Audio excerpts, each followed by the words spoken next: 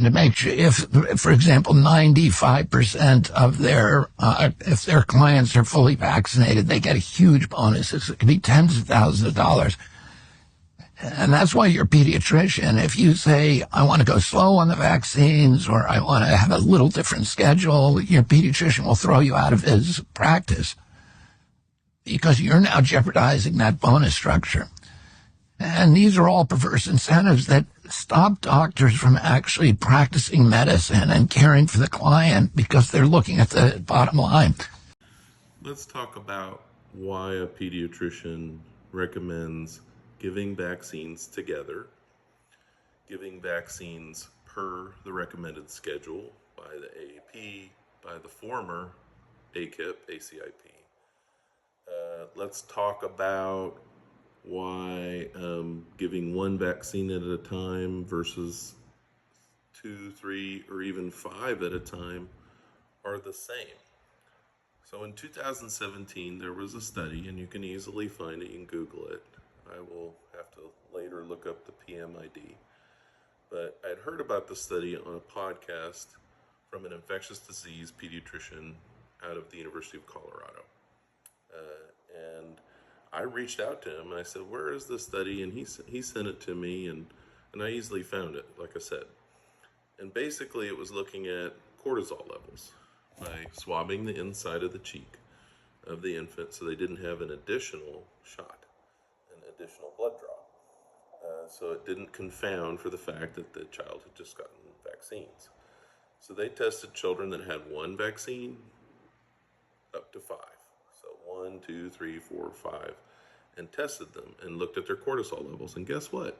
Their cortisol levels were the same, and they were elevated, of course, because it was stressful to get vaccines. They were the same whether they got one vaccine or 5. So what does that tell you?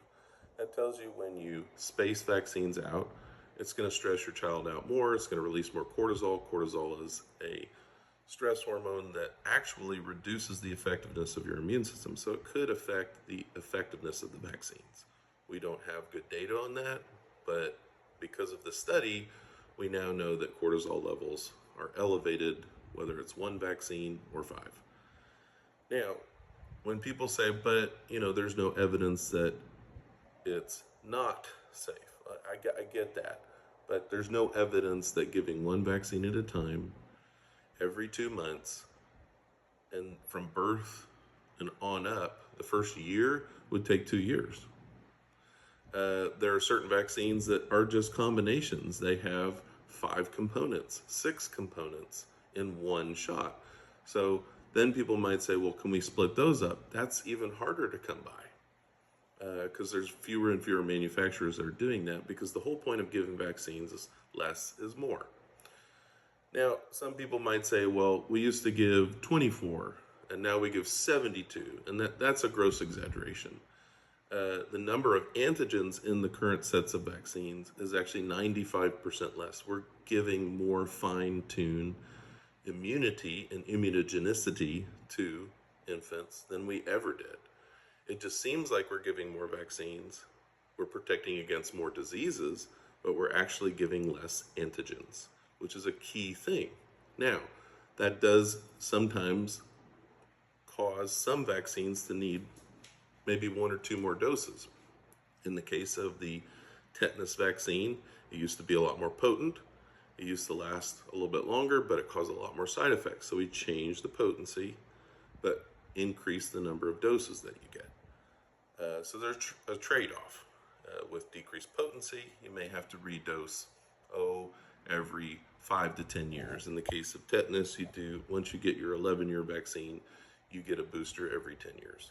So when we are asked to split up vaccines, there's evidence that says it's not safe.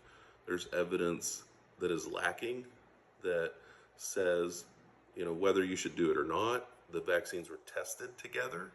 They were tested together. All of their ingredients are tested.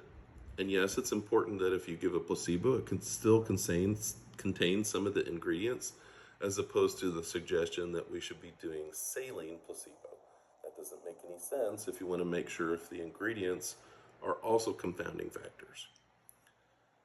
So give your vaccines together because it's less stressful for your infant. You have to drive less to the doctor. You have to hear them scream less. It's for their own good. It's not us getting bonuses. It's just us wanting to practice medicine the way it was tested and the way it was shown to be safe. Thank you for your time.